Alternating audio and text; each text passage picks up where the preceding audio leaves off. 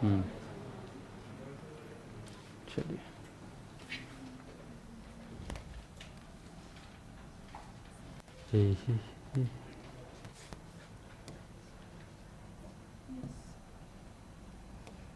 Temperature.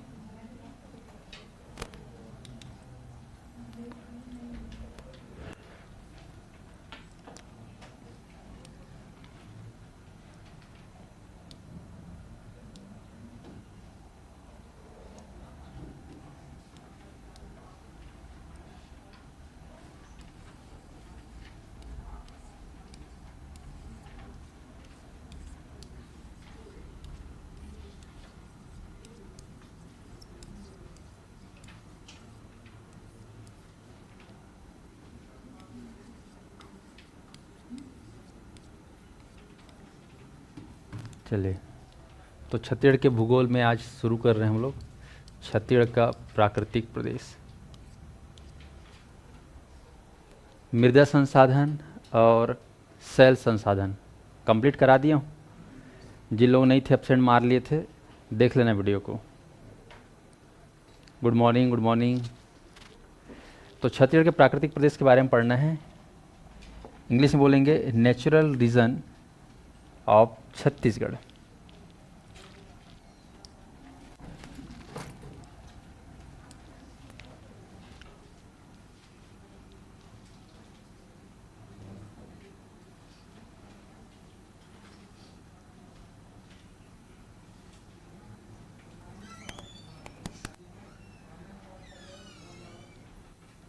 PC pre और PC mains,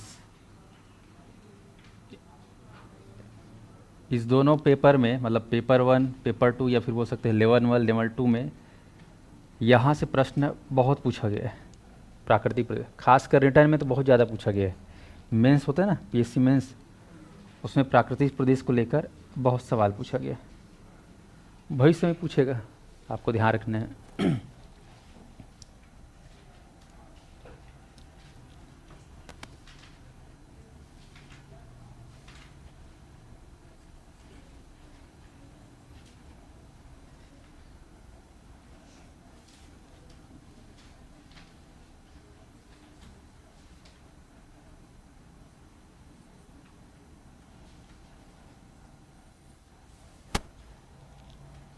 अब ध्यान देना है यहाँ पर, ये अपना भारत, ये अपना छत्तीसगढ़।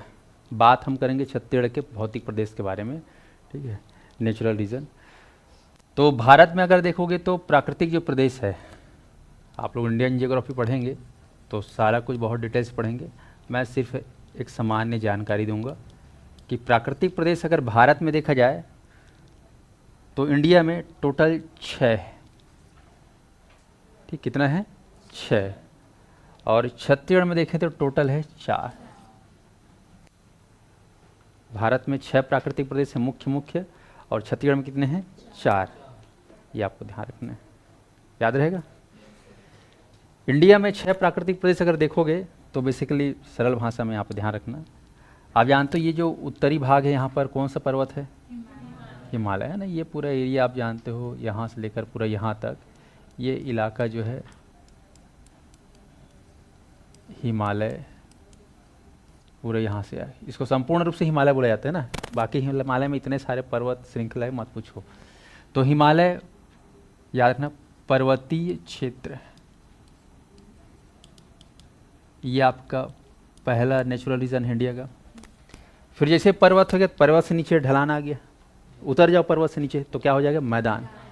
क्या हो जाएगा? मैदान। तो ये जो इलाका है पूरा, ये इलाका, इसको लेके मैदानी, हिमालय का मैदानी भाग या उत्तर भारत का मैदानी भाग, ठीक है, ऐसा बोल देते हैं क्योंकि उत्तर भारत है। ये आपका दूसरा प्राकृतिक प्रदेश, ये पहला दूसरा ये हो गया। फिर इधर जाओ, इधर एरिया में, इधर को बोलते हैं रेगिस्तान इलाका, ठीक है। इधर जानते हो राजस्थान वाला इलाका, ये वाला, ठीक। तो थार का मरुस्थल, थार का मरुस्थल, ये तीसरा प्राकृतिक प्रदेश।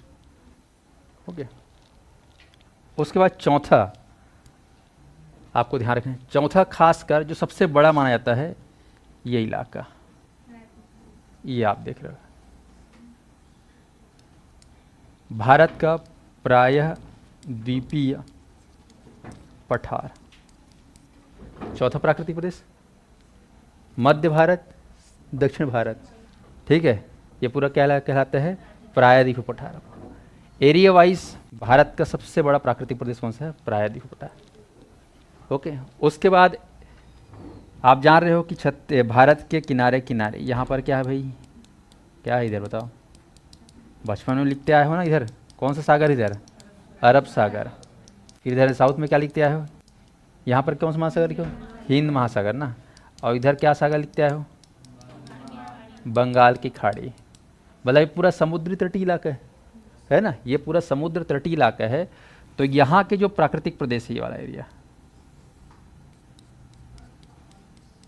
है ना, ये जो कोस्टल पार्ट है ना, समुद्र तटीय, तो तटीय प्राकृतिक प्रदेश, भारत का तटीय प्राकृतिक प्रदेश, ये अपना तटीय प्राकृतिक प्रदेश, coastal natural reason of India.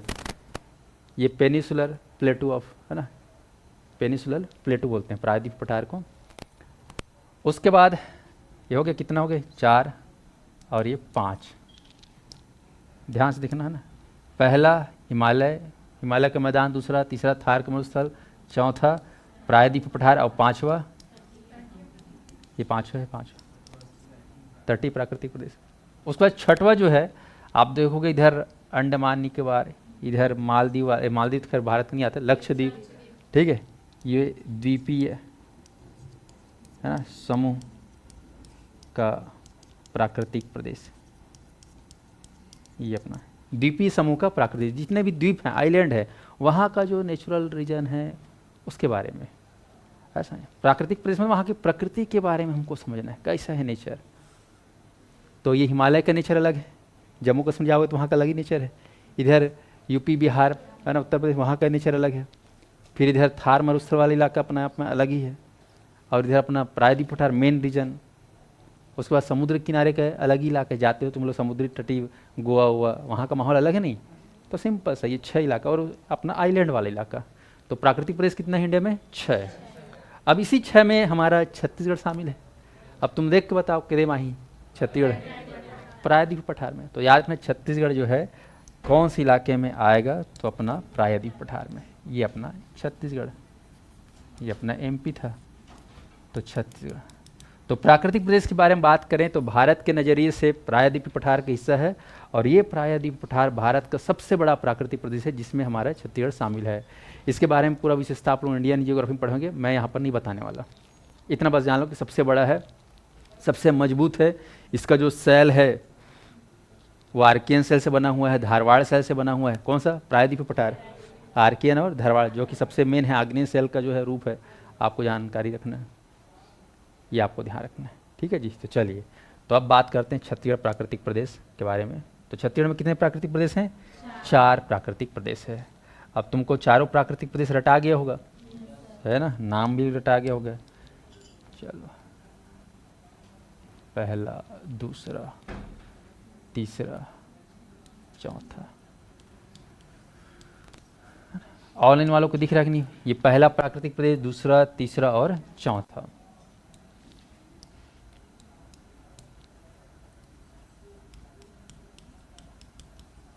Chhattisgarh का भौतिक प्रदेश, ये इसी को बोलते हैं प्राकृतिक प्रदेश। जो शब्द आपको अच्छा लगे दिमाग में सेट कर लो। अब इसका वर्गीकरण किया गया है, या प्रकार कह सकते हो, जो शब्द आपको अच्छा लगे। कितने भागों में बांटा गया है? 4 भागों में। नेचर हमको देखना है तो कितने आंखों से देखना है? 4 आंखों से, ऐसे याद। और भारत को देखना है तो कितने आंख से देखना पड़ेगा? 6 आंख से। स्पष्ट है?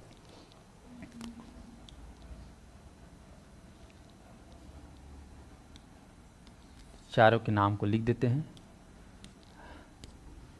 चलिए बताओ, पहला प्राकृतिक प्रदेश का नाम क्या है? पूर्वी बघेलखंड का पठार।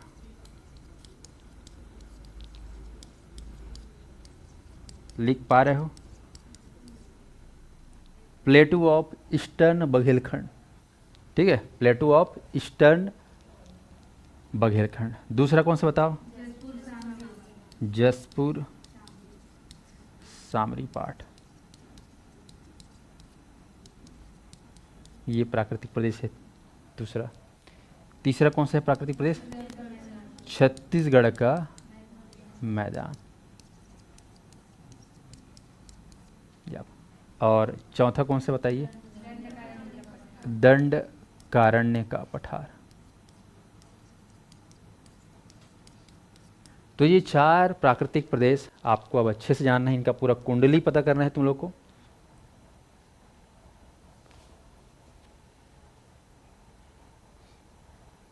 चारों का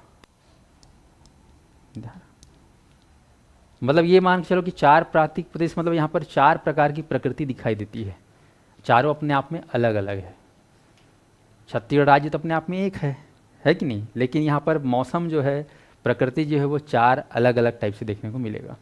स्पष्ट है? ये आपको ध्यान रखना है। पूर्वी बघेलखंड का पठार, हर प्राकृतिक प्रदेश में आपको एक विशेष नदी देखने को मिलेगा, विशेष नदी या क्षेत्र या भाग, भूभाग। जैसे पूर्वी बघेलखंड पठार में आप जाओगे तो यहाँ पर सबसे खास नदी देखने को मिलेगा रिहंद। कौन सा नदी देखने को मिलेगा? रिहंद। और सबसे खास जगह आपको देखने को मिलेगा सरगुजा, ठीक है। तो ये जो प्राकृतिक प्रदेश है पूर्वी बघेलखंड पठार पर, इसको रिहंद या सरगुजा बेसिन के नाम से भी जाना जाता है। सुने रहना, रिहंद बेसिन या सरगुजा बेसिन। एग्जाम में आ जाएगा, मेंस में, सरगुजा बेसिन के बारे में व्याख्या करिए, मतलब वो पूछ रहे हैं पूर्वी बघेलखंड के पठार के बारे में।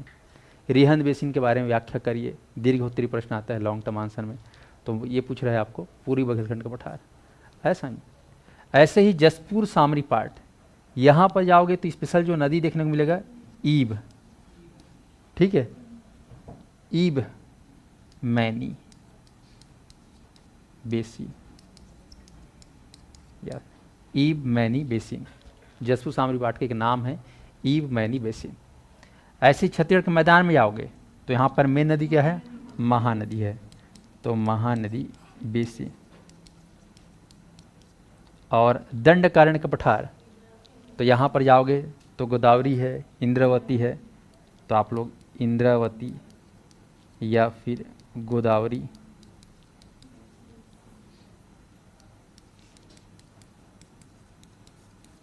बेसिन। एग्ज़ाम में आ गया मेंस में कि बताइए इंद्रावती बेसिन के बारे में विस्तार से समझाइए, मतलब वो क्या पूछ रहे हैं? दंडकारण्य का पठार। गोदावरी बेसिन के बारे में विस्तार से व्याख्या करिए, वो पूछ रहा है दंडकारण्य का पठार। स्पष्ट है? अब इंद्रावती बेसिन लिख देते, केवल इंद्रा नदी के बारे में नहीं लिखना है ना, वो पूरा रहा है।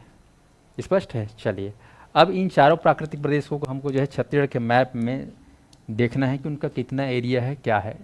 एकदम इसको हमेशा के लिए रट लेना, प्री में भी काम आता है और ये मेंस में भी काम आता है।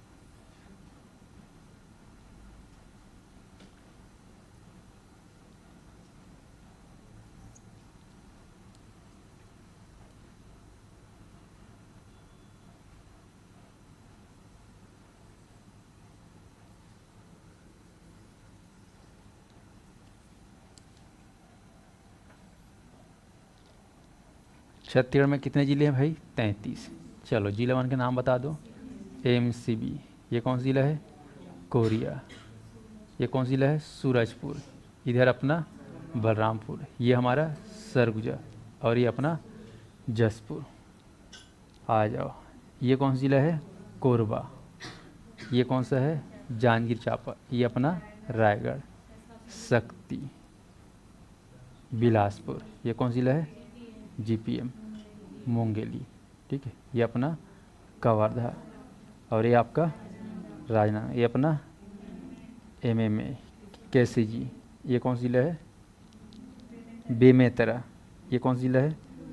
दुर्ग। ये कौन सा ज़िला है? बालोद। ये अपना कौन सा ज़िला है? बड़ौदा, और ये अपना सारंगगढ़, ये हमारा रायपुर, इधर अपना ये अपना, और ये आपका धमतरी,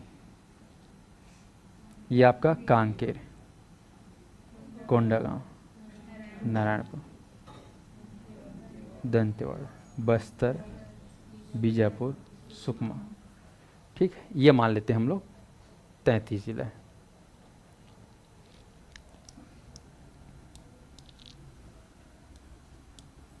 चार है ना प्राकृतिक प्रदेश।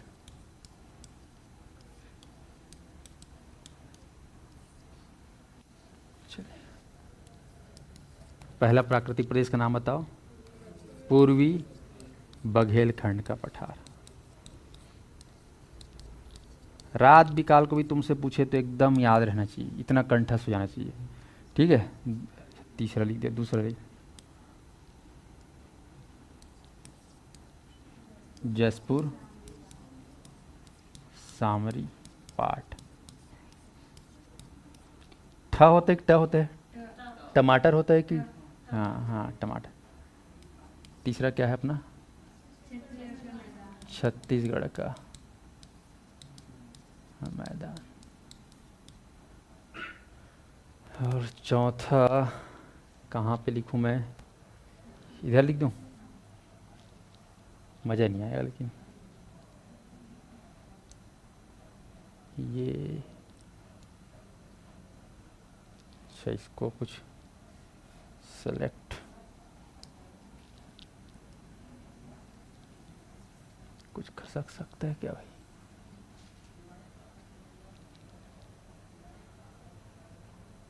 एल, चल बन गए।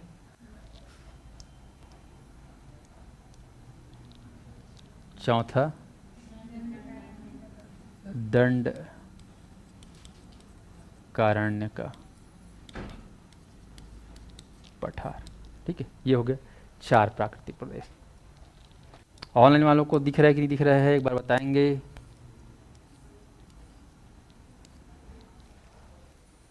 दिव्या, अविनाश,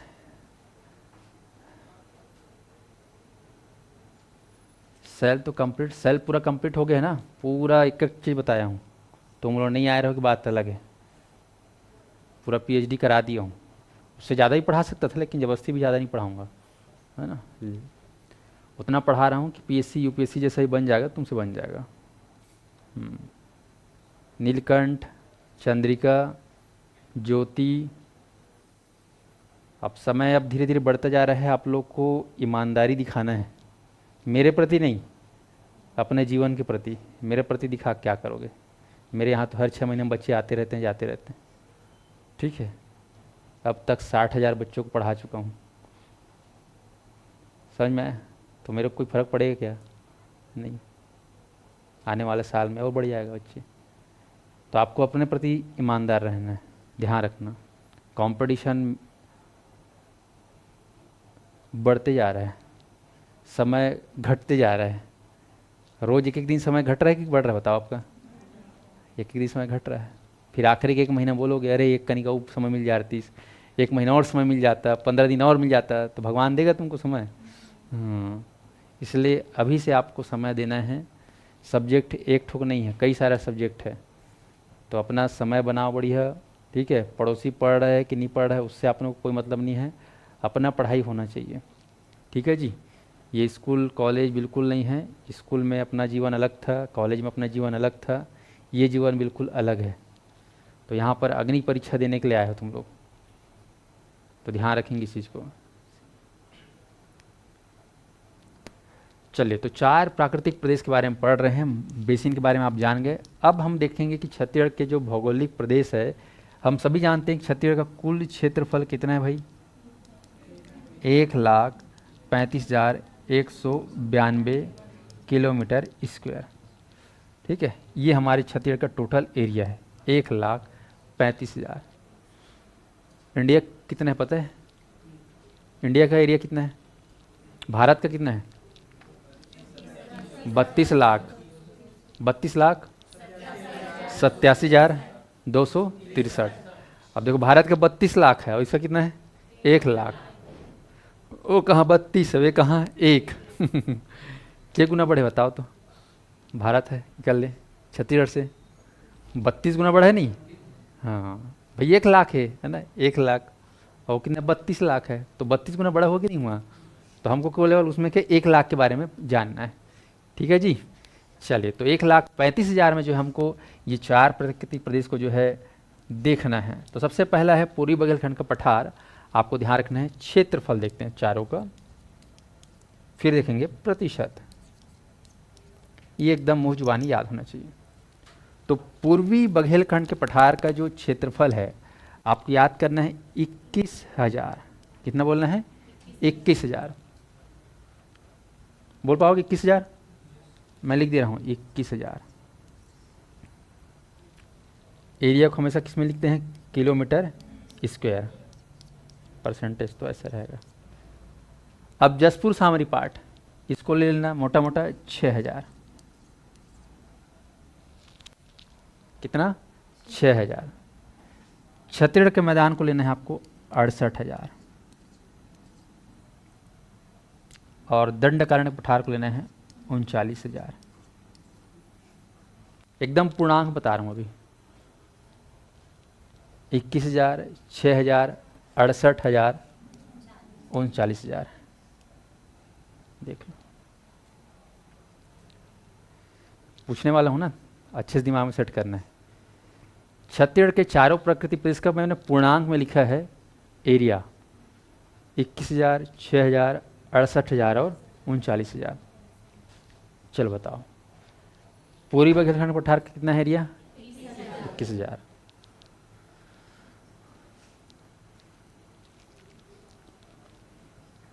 उसके बाद जसपुर सामरी पाठ, सिर्फ रटना नहीं है, आपको महसूस भी करना है, देखना है उस एरिया को, और वहाँ वो चीज़ लिखा हुआ दिखे ऐसा। 21,000, फिर यहाँ पे बुक बुक 6,000। और छत्तीसगढ़ मैदान, हाँ बुक बुक 68,000 और नीचे 39,000। दिख रहा है थोड़ा बहुत। फिर और देखेंगे अच्छे से टार्च मार के। हो गया। चलो, सबसे बड़ा कौन सा दिख रहा है? महानदी। उसके बाद सेकंड में कौन सा दिख रहा है? उसके बाद कौन सा दिख रहा है? उसके बाद कौन सा दिख रहा है? दिख रहा है ना। चलो, अब आते हैं पूर्वी बघेलखंड पठार का। अब एग्जैक्ट जानने की कोशिश करते हैं। तो मैं 21,000 को हटाकर यहाँ पे पूर्णांक में लिख रहा हूँ 21,863। याद करना, 800 पुरोनी, फिर उसके बाद 36 को पलट दिए 63, ये भी पुरोनी किलोमीटर स्क्वायर। उसके बाद आओ सामरी पाठ 6,000, अरे 208। जैसे आप लोग 108 सुने होंगे, वो रुद्राक्ष जो माला होता है ना भगवान भोलेनाथ वाला, उसमें कितना होता है दाना? 108। इधर बोल देना है 208, दूसरा नंबर में 208। इसके बाद आ जाओ छत्तीसगढ़ का मैदान, एग्जैक्ट में 68,064। 68,064। क्या बोलोगे? 68,064।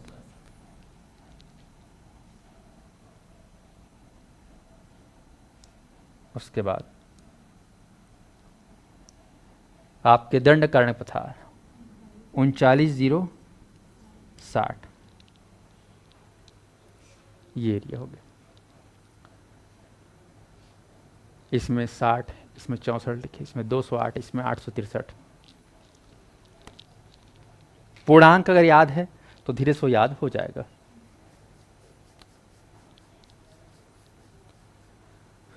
दिख रहा है सबको? चलो एक बार और उपका रहा हूं मैं, बोलो 21,863 किसका एरिया है? 6,208 किसका है? 68,064 किसका है? और 39,060 किसका है? चलो कौन बताएगा 4 प्राकृतिक प्रदेश का एरिया?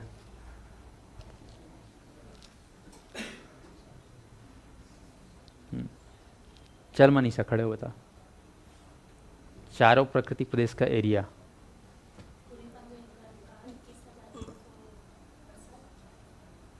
इक्कीस है 267,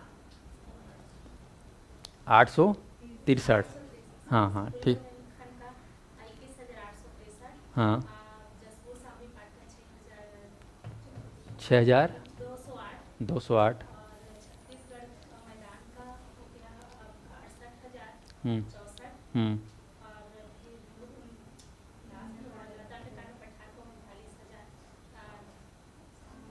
39,060। ठीक है, बैठ जा। चलो, ये आप देख रहे हो, इसको एकदम रट्टा मारना है। अब आते हैं प्रतिशत। अब ये जो सबको आप जोड़ दोगे ना तो कितना हो जाएगा? 135, 192। सबको जोड़ेंगे तो ये जो 135, 192 है, ये अपने आप में छत्तीसगढ़ के लिए 100% मान लेते हैं। कितना है पूरा? 100%।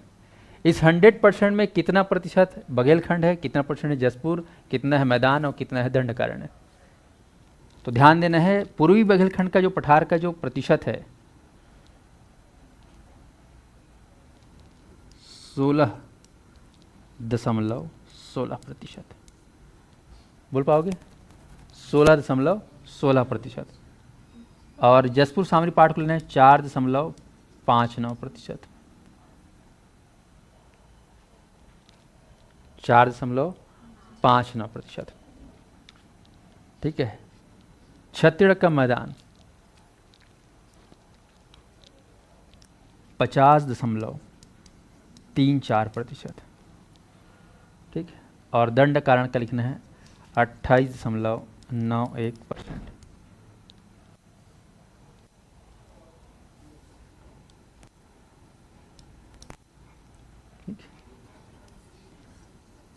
16.16 किसका है? पूर्वी बघेलखंड। जसपुर सामरी काट कितना है? 4.59। 4 और 5 जोड़ो क्या हो जाता है? 9। 16 याद का निशान है।